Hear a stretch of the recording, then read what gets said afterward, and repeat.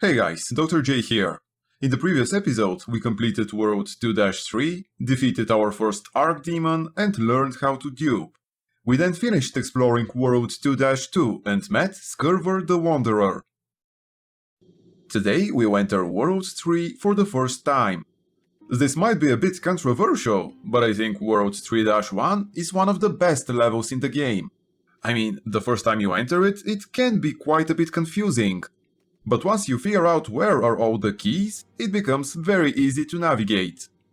It's still a relatively long level, simply because it takes a while to go through it, but it's mostly just running. There aren't many enemies, and they're pretty easy to kill. Okay, let's not waste any more time and teleport there.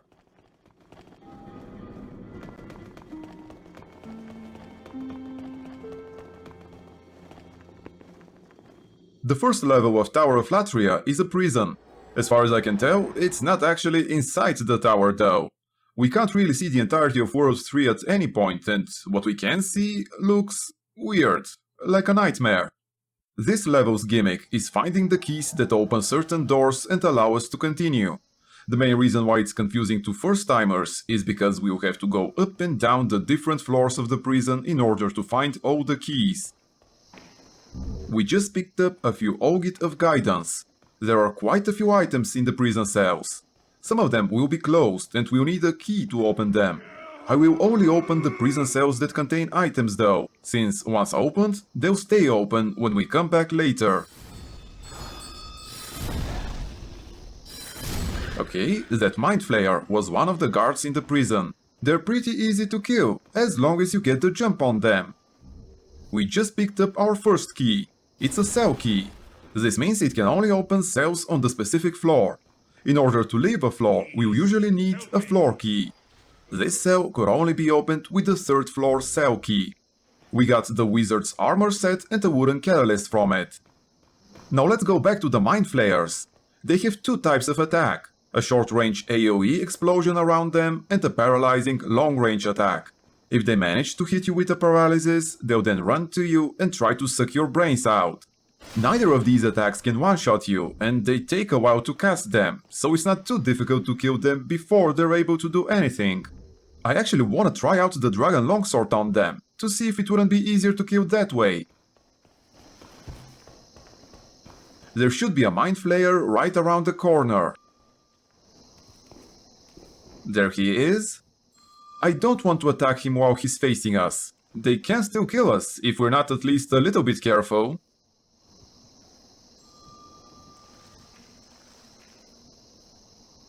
Okay, he should be turning around now. Okay, let's go. Wait, why didn't he turn around? Whatever, let's just kill him. Damn, I should have just kept hitting him. And that's the paralysis spell. I don't think he'll kill us if he grabs us, but... barely managed to dodge that. Thankfully he hesitated for some reason. Well, that's how it goes. I wanna try using the sword one more time, but generally it's much easier to use our spells to kill them. They also drop fresh spice quite often, so this level is a great place to stock up on them. Okay, there's one more over there. Let's try to do it properly this time. Perfect. Looks like a single backstab won't be enough, but one more hit will kill him. Yeah, this time it was much better. Now let's go grab the third floor key. Good. There are a couple more items we can collect before we leave the floor. There is an itemized soul here, and an upgrade material in the cell.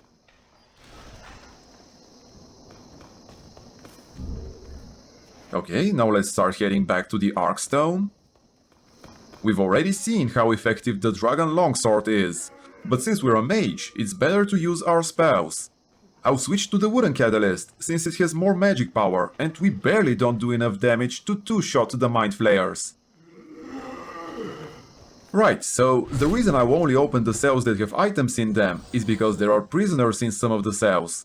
And they can leave their cells if we open them, which can become very annoying in the future. Most of them aren't hostile, but they can still body block us in these narrow passages. We're returning to the Arkstone because the staircase was right next to it. We needed the third floor key to open the gate leading to it.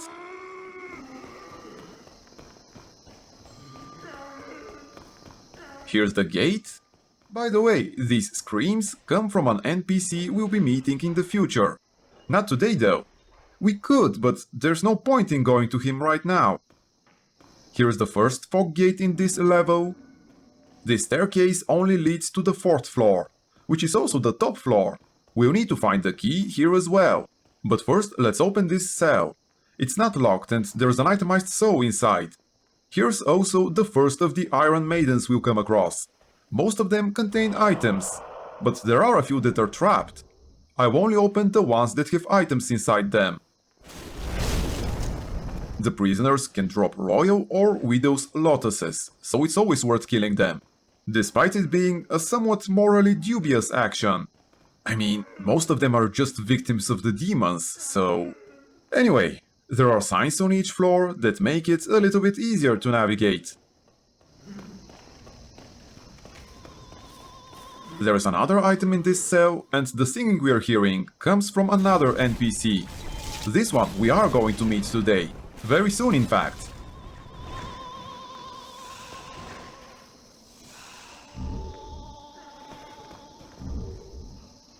Let's finish killing off the prisoners and get out of this cell.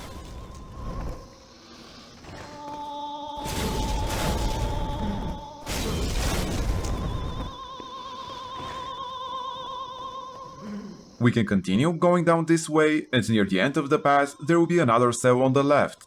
Inside we'll see a few Iron Maidens, as well as a hole in the wall we can use to go to the other side of this floor. Inside one of the Iron Maidens we'll find the Assassin armor set, and the other contains an itemized saw. There is another Mind Flayer here. It feels so nice being able to two-shot them. Here's the key to this floor. It can also open the cells here. We should check to see if the Mind Flayer dropped any fresh spice, and indeed he did. And we now have to return to the west half of the floor since the path had crumbled. There is a gate in front of us that we can now open. But before we do that, let's go to one of the cells and collect a couple of items. There are a lot of prisoners here. Fortunately, because there are so many, they'll have problems getting out of the cell even with the door unlocked.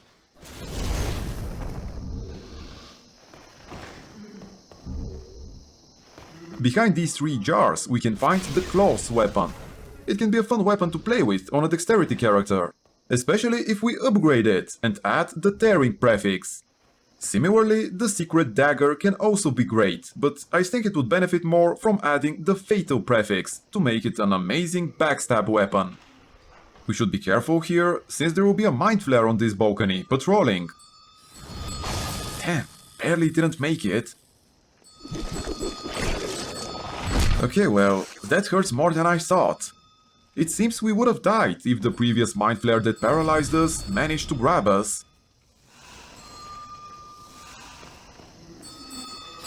Damn, he almost managed to cast the paralysis again.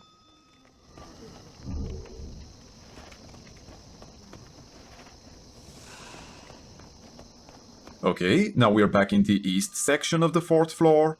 There's one more Mind Flayer here. He'll have his back turned to us, so we should be fine this time. Well, that's how all fights with these guys are supposed to go. We'll now get to meet the singing lady. She'll tell us quite a few things about this place. You're an ordinary human, aren't you? Where do you call home? Dear me, I shouldn't pry. Oh, perhaps you'd like something from my collection. I've had better days. I was once the wife of royalty, and I have some nice things to show for it. She sells the cheapest fresh spice out of any vendor. We don't need any right now, but we'll probably come back to visit her at least once, just to buy some fresh spice. Let's see what else she can tell us. There were many others trapped here, but they went mad and ventured above of their own volition. Redemption? There exists no such thing. The Queen banished her depraved old husband from the land. He returned in strange golden garb with foul demons in tow. They pillaged great Latria, land of the learned, and locked us in this dungeon. Since then, they've been feeding off our souls, telling us over and over that if we go above, we will be granted redemption. I know the truth. The church goddess may die, but never for long. And we are trapped below, forever. Redemption? Well, that's quite all right. I wish to stay here, but I need souls to stay sane. Surely you must understand this. I'll talk more about the lore near the end of the episode. We just don't have enough time right now. We should grab the itemized soul from the corpse on the railings and then move on to the other side of this wing.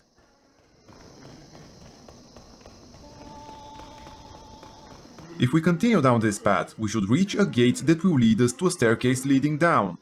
Just before it, there is a cell with a few Iron Maidens. The Iron Maiden on the right is a trap. In this tree, however, there are a couple of itemized souls and, most importantly, a ring of magical sharpness. It is one of the most useful items for a mage. It will increase our magic power by 20%. It also decreases our magic defense by 30%, but that's not really a big deal. I've equipped it in place of the Fragrant Ring, since now that we have easy and cheap access to fresh spice, we don't have to rely on regenerating mana. Besides, we can always equip the Fragrant Ring again if we need to. Going down these stairs will grant us access to a small part of the third floor. From there we can get an old spice, as well as meet one of the most important NPCs. The staircase leads to the floor below. It's pretty difficult to see and is another reason first-timers may have difficulties navigating this level.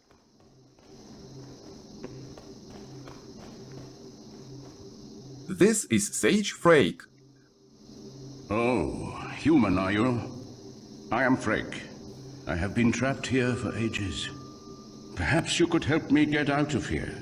I am a sage, and I can lend you my power in return. Oh, take heed of those octopus-headed guards. Unfortunately, we can't help him right now.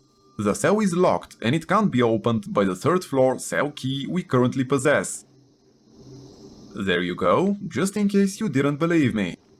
There's nothing else to do on this floor, so let's go down. This is not a proper floor, it's more like an intermediary floor or something like that. We should grab the first floor keys from here and can then go straight down to the second floor. We'll come back here in a bit, but first we'll need to do a couple of things.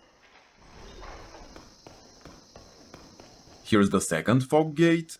We'll just make a quick stop on the second floor. We'll pick up a heavy crossbow and kill a mind flayer. We don't really need to do any of these things, but it's on the way, so why not?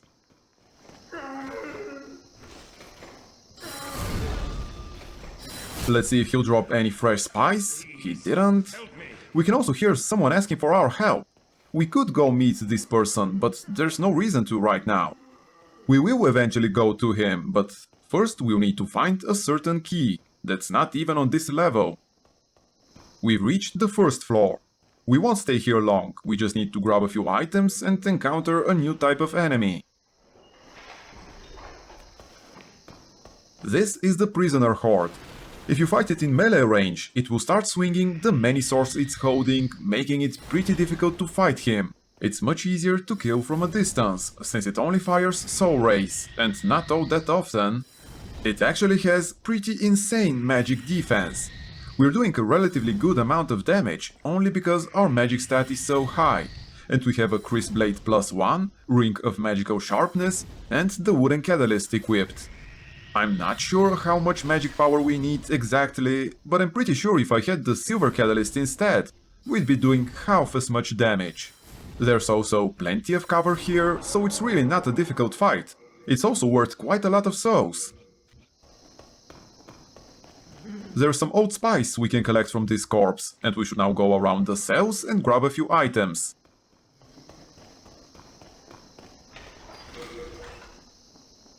We can find an itemized soul here. There's nothing else in the cells on the left side, so we can skip them.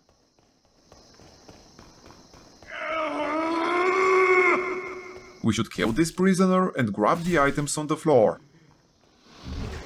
The silver bracelet is a female-only armor piece. It increases the amount of souls we gain from defeating enemies by 10%. It's useful, but we're playing a male character, so we can't equip it. The flooded armor set we also picked up is the one used by Ostrava. Other than that, there's nothing particularly special about it. There is another itemized soul we can grab from the last cell on the left.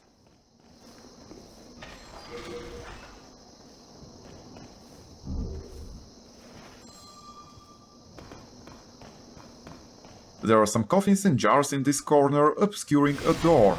We should destroy them and go through the door. There is an upgrade material here, and if we go over this way, we will eventually reach another item at a corpse near that crumbled section.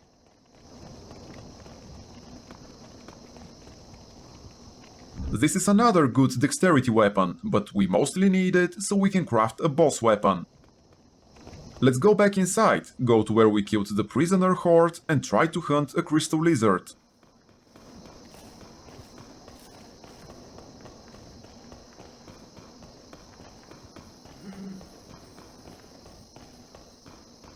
It's over here to the left.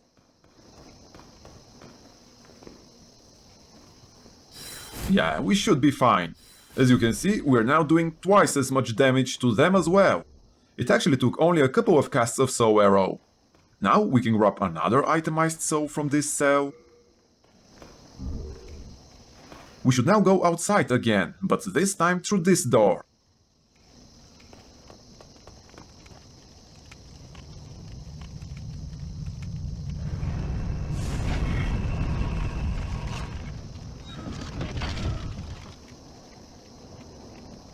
This contraption looks pretty scary, but we don't have to deal with it right now. Let's go over here and drop down onto the ledge below. If we continue following it, we will eventually reach an item. Don't worry, it's not easy to fall off, but it is possible, so you should still be careful. This is the first time we are getting a relatively good view of this place, and it looks like this is a massive prison facility. I also don't like these ropes, or whatever that is, that form a web above us. We got the Stone of Ephemeral Eyes, so we can go back up and this time go the opposite way.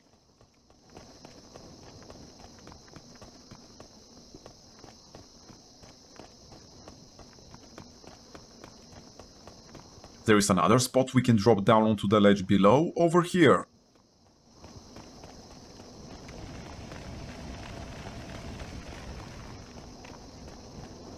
Great, we're overburdened again. Guess I'll switch the Thief's Ring for the Ring of Herculean Strength. We don't really need the Mercury Rapier, since we already had one because of our starting class. We could also buy a rapier from the former royal's wife, but having one already upgraded with the Mercury prefix will save us a bit of time. Okay, so this contraption will continuously fire arrows down this path. We just need to grab the Warden's key and can then go back to the intermediary floor to open the gates we passed. As far as I know, it is possible to dodge roll these arrows with the proper timing though, but there's not much point in doing so. I mean, if you're speedrunning, obviously it will save quite a bit of time, but I don't want to miss the items we'll get by going the long way around.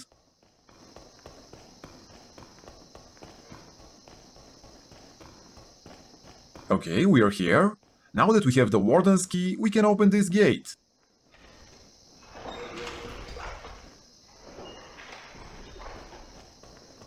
There is an itemized soul on the corpse on the left. We can now continue until the end of this passage. There is a Mind Flayer here, so we should watch out for it. Nice, let's continue and go to the other passage parallel to this one as well. There's one more Mind Flayer and an itemized soul there. Actually, it looks like the Mind Flayer is already here. And since we don't have the Thief's Ring equipped, he knows we're nearby. Good, we managed to kill him without any issues. And got some old spice and fresh spice, nice. Let's restore our mana and go down the other passage. There's the itemized soul. We're actually near the end of the level. There's not that much more stuff to do. We need to go through this gate and then down the stairs. There are no enemies here, and both stairs lead to the same place. Those are some fine-looking gargoyles. Okay, so up ahead there's a spiral staircase. If we go up, we reach a long path at the end of which there will be a silver catalyst. We don't need it, since we already have one. Instead, we are going to go behind the contraption and turn it off. We can now safely collect these items.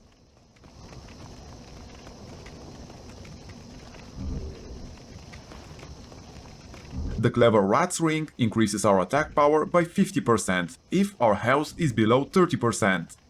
It works for magic and bows as well. It's used in the so-called Hyper mode. But to get the full benefits of it, we really should also have the boss weapon Morion Blade. Using both would increase our attack power by a whopping 140%. It will take a while before we can craft that boss weapon though. Okay, let's concentrate on the present. There is an invisible Black Phantom here. She'll only appear if we're close enough. She has a crossbow and prefers to use that, but we'll switch to a melee weapon if we get too close. Since the crossbow is easy to dodge, I'll obviously prefer if she keeps using it, of course. She rarely dodges our spells, so it won't take long to kill her. Now, if we continue up these stairs, we reach the boss. But we're not ready for the fight yet. The reason I came up these stairs to fight the Black Phantom is because I'm going to use a shortcut and drop down here. And it would have been a bit dangerous if the Black Phantom started attacking us immediately. Now that she's dead, we can go back near the contraption and enter the spiral staircase left of it. We can go all the way to the top and start running along the long path I mentioned before. It's not the same path with the silver catalyst, it's on the other side. It's vital we come here before we start the boss fight. Otherwise, we'll never be able to defeat it. You'll soon see why. Oh, and there's actually one more reason we needed to come here. There's a key we'll need to collect.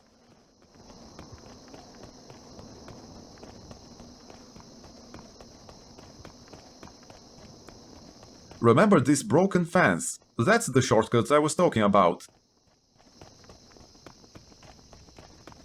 Okay, we are finally there. After we go through this door, we'll find the prisoner performing an incantation or something.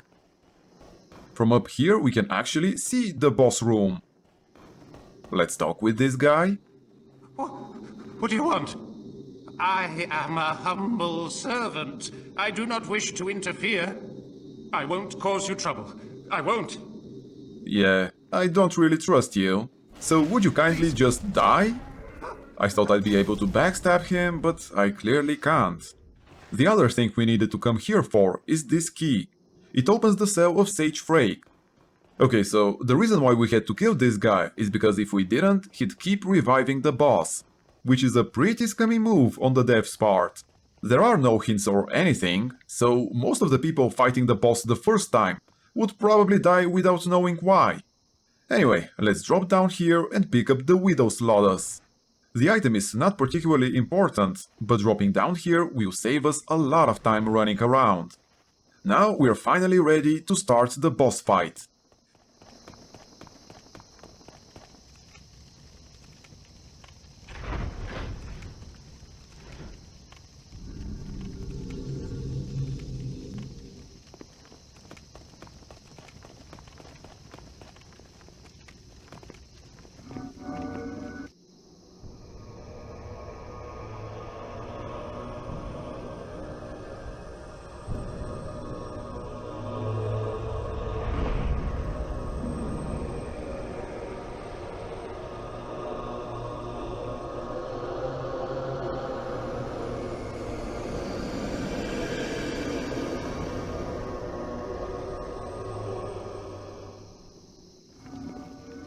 Even though the boss fight has started, she won't attack us immediately.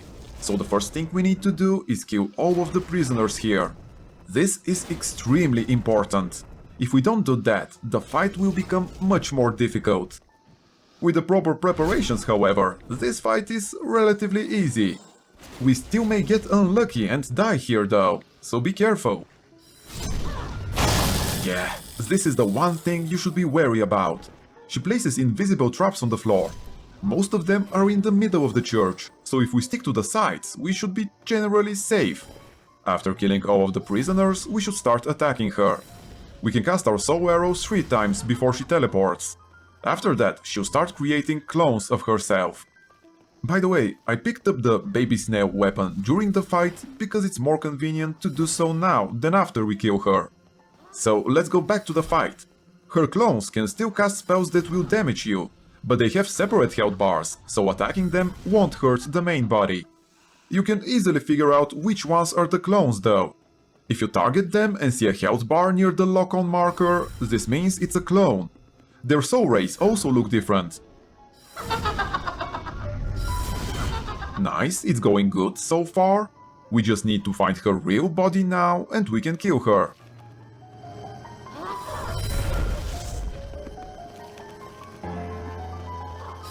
And that's the main issue with this boss fight, the lock-on system.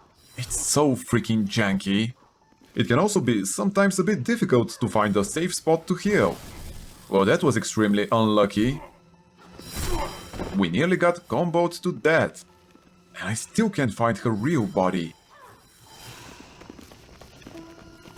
Did I really just step in the same trap? In my defense, I thought they were one-off and disappear once triggered. I really hope we don't die, because it's a pretty long run to get back here. Okay, so she must be back there.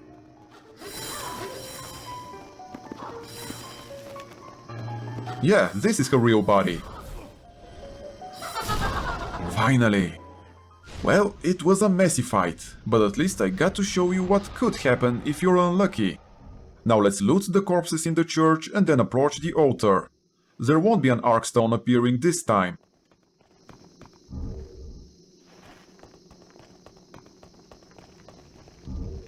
Okay, I think that was the last item we needed to pick up. Yeah, I don't see any more. Let's approach the altar. Oh, there was one more item here. Yeah, I'm pretty sure that was the last one.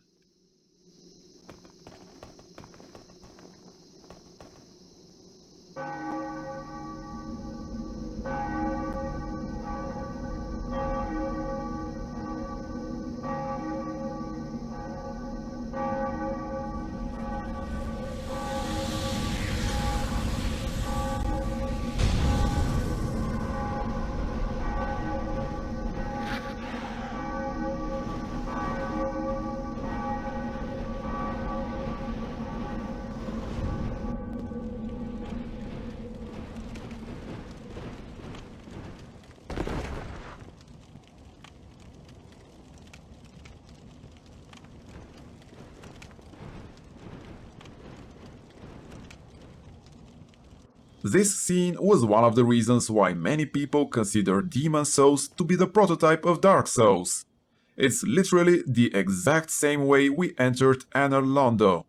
By the way, we should be careful going up the staircase. We die if we fall down. To be honest, I'm not sure what would happen if we die before using the Arkstone. Probably nothing, but I haven't tried it. The Arkstone should still be active regardless, and after resurrecting in the Nexus, we should be able to teleport to it and pick up the boss demon soul. Anyway, we're still not done with World 3-1. We just need to return to store our items and then we'll teleport back to the first Arkstone, so we can buy some fresh spice from the former royal's wife and free Sage Frake.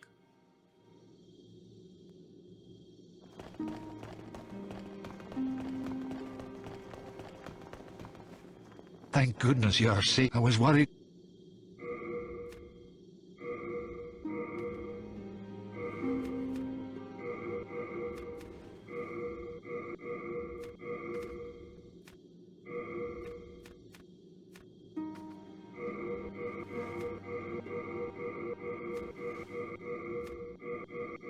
Okay, great. We can now switch back to our Thieves' Ring.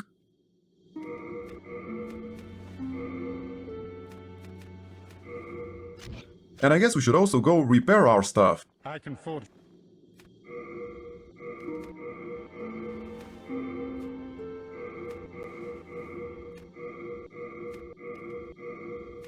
Perfect. Let's go back to the Tower of Latria now. On the way to the former royal's wife, I'd like to talk about the lore. She already told us that the Queen of Latria exiled her husband. For some reason, it's never specified, but we could guess that he was a bastard. She then ruled Latria in prosperity. But eventually, the colorless fog appeared. And during his exile, the old king found a golden robe. It is very likely that, unlike most of the other demons, the old king was not demonified, but rather possessed by this golden robe. And it was the robe that is the actual demon. In any case, he then returned to Latria with an army of demons and exiled the queen. He also imprisoned the entire population of the kingdom and started siphoning their souls. Why he needed to do so, we don't yet know. But we do know how he does it. He created the fool's idol in the image of the queen and lured the prisoners into the church with the hopes of redemption. There they were likely brainwashed, and when they were nice and ready, the gargoyles would appear and take them away.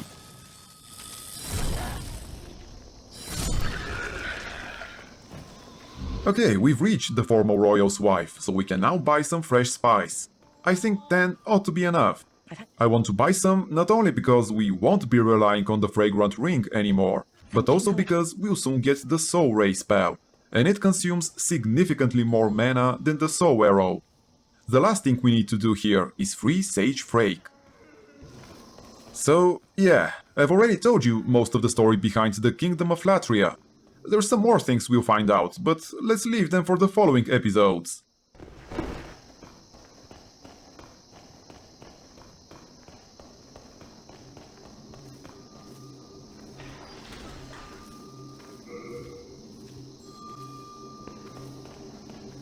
Magnificent. I never expected to get out of there alive. My name is Frake. I am known as a sage. I thought my magic would give me an edge against these demons, but how wrong I was. I have been enfeebled by my long imprisonment, but I can still move my legs, and I can make it back to the Nexus. I thank the stars that I escaped when I did. I owe you my life. Sage Frake rewarded us with his weapon, Jerry's Stiletto. It's an interesting weapon. It's a rapier and it's not particularly powerful. However, it is the only weapon that can steal MP from the enemy we hit. In theory, it sounds useful for a mage like us, but in practice, it's absolutely worthless. Now that we have basically unlimited fresh spice, we won't have to ever worry about running out of mana. Anyway, Jerry's Stiletto, like all special weapons, can be upgraded with a colorless demon soul, making it slightly better, but still not worth using. We're not completely done with this level, we'll have to come back here in the future, but for now, let's just return to the Nexus. Now that we have access to Sage Frake, we can start learning boss spells.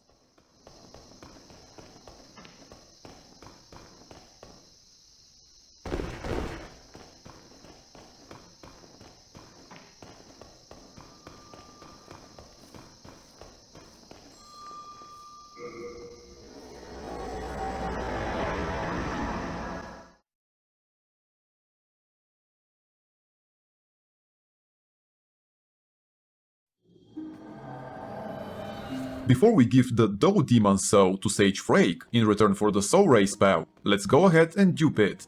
There's nothing else we need to use it for, but it's a good idea to get in the habit of duping the boss souls before using them. Otherwise, we might accidentally spend one that has multiple uses, and find ourselves needing to kill a boss once more. I'll probably go ahead and fast forward this part.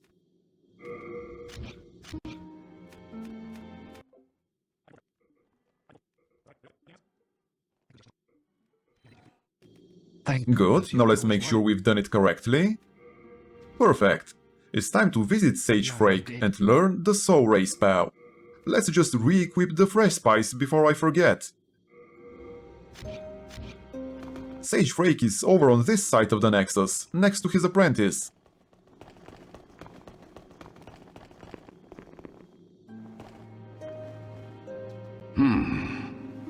I have a proposal for you. Could you bring your demon souls to me? As I determine more about the essence of the soul, I can teach you new magic. A demon's soul is no mere amalgamation of lesser souls. You have your wits about you. Surely you understand me? Yep, we can now learn the Soul Ray spell, as well as many others actually, but we really only need Soul Ray. Now we need to actually equip it.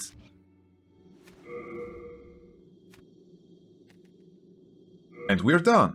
We should still keep the Soul Arrow spell equipped. It's sometimes a waste to use the Soul Ray. It consumes 3 times the amount of mana of a Soul Arrow after all. Okay, now let's find the Maiden in Black and increase our level. We're still just pumping everything into magic.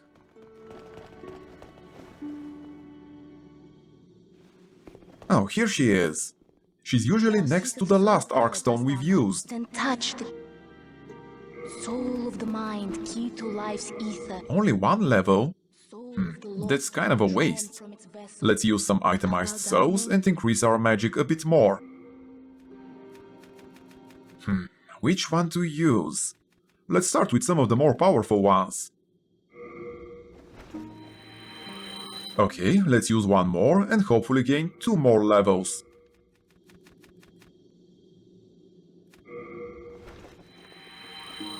This should be enough. Soul of the mind, key to life's ether. Yeah, perfect. Okay, I think we're done with the Nexus. Art thou done? Main thy I think this is a good place to end the episode. I hope you've enjoyed it, and if you did, please consider pressing the like button and subscribing to my channel. It will help me a lot and encourage me to bring more content for you guys. I'm releasing new videos daily, so hopefully I'll see you guys tomorrow when we'll continue our journey through the world of Demon Souls.